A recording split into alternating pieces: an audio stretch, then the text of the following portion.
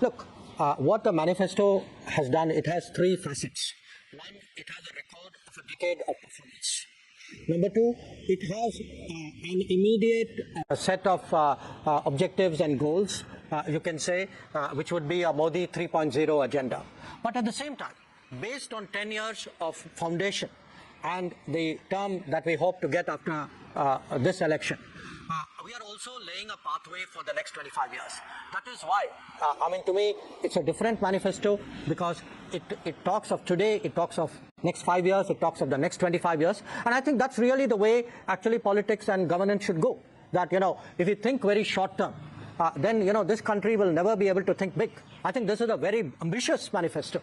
This is a leader and a party which genuinely believes that this country is capable of much bigger things and we must plan accordingly. That's exactly what we have put before the people. It's like this now, if you are sitting in your ivory tower, especially if the ivory tower is in Lutyens, Delhi, for you, getting free ration looks like a jumla.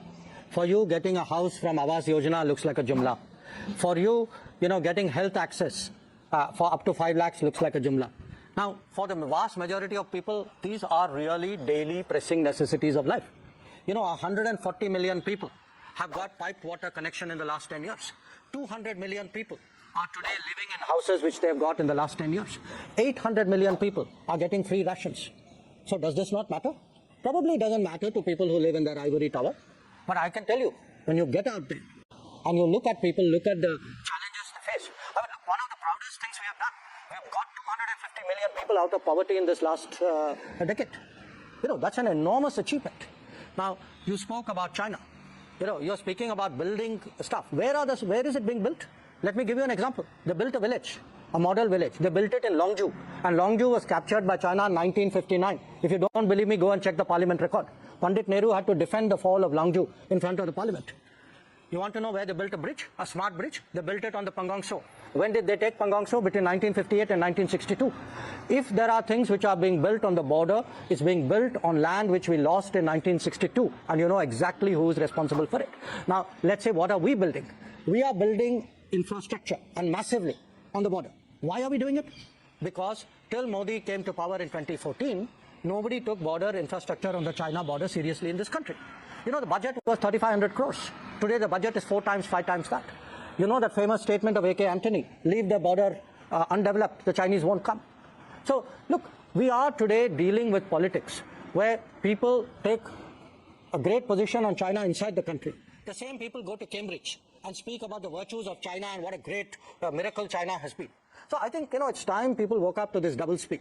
The record of the Congress party with China goes back to Nehru dismissing Sardar Patel's warnings in 1950. It is colored by some combination of ideology and self-interest, God only knows what. But I can tell you, if there is one party which has no credibility to speak on China, that's the Congress. Now, we are not a party which for every election invents a new subject for the manifesto, and by the way, as soon as the election is over, forgets about it, for the next election comes up with new issues. That's the other party you're talking about. If we are talking repeatedly about UCC, there is a message in it. Now, how UCC is a complex issue. It's a political issue. Nobody is going to lay out a manifesto. Look, this is a manifesto.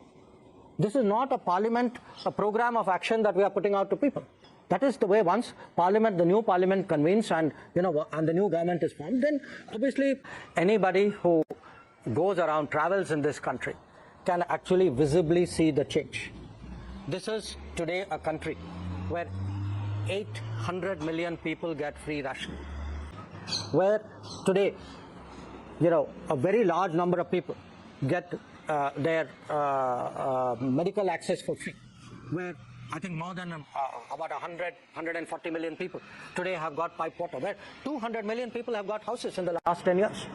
Where we are actually building 28 kilometers of highway every day and 14 kilometers of railway track every day.